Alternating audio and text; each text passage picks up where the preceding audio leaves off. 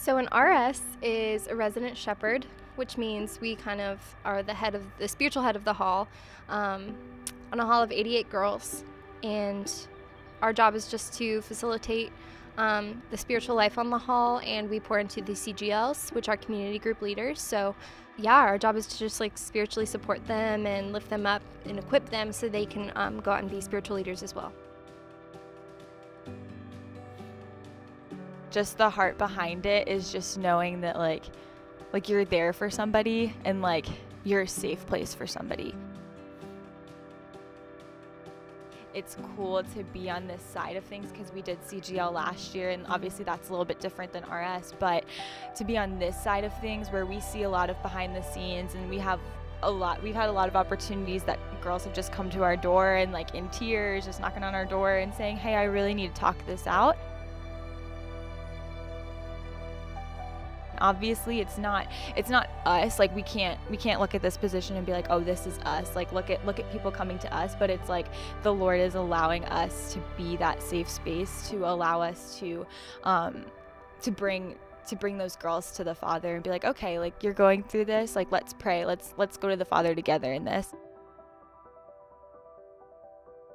There's been so many moments where I'm like, this is why I'm here. This is what God has me here for. And honestly, those moments are just being able to encourage the girls in the hall, whether that's our own CGLs or just random girls that come and knock on our door. But those are the moments that are most special.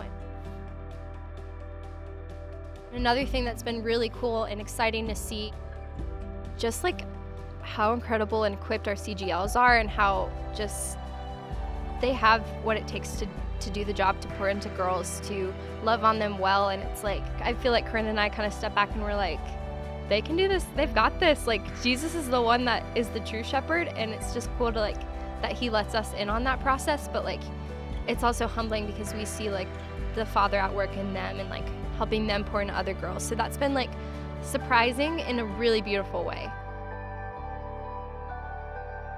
Some advice that I would give to an RS is that you're not always gonna know the answer. You're not always gonna have the right answer. To know that that's okay, because I feel like oftentimes, you know, when we are in these big positions, we have to know the answers. We need to have everything mapped out, like what we're gonna say with every single scenario. And while yes, like, you know, it's good to be prepared, but at the same time, like, if a girl comes to you and she just wants to talk, sometimes you need to just listen, and like she's going through something really hard and you don't really know how to handle it because you haven't been through it yourself. And so I think to know that, you know, it's okay to just sit and listen and to hear them out and to tell them, I'm sorry that you're going through this, and I'm going to walk alongside you in this, and I don't really know what the answer is either, but like let's go to the Lord together and let's ask him what we're to do about this. And it's also like, going off of that, it's just so important to know that it's okay to not have it all together, and that your girls will appreciate when you're raw and you're real and you're just like, hey, I'm not having the best week, like I'm just gonna put that out there. Because when they see that you don't have it all together, they realize, oh my gosh, they're not a perfect person either. Like, it's okay for me to be vulnerable and to be real and to express my struggles, because we weren't called to hide that stuff. And it's just, so I would just give that little piece of advice.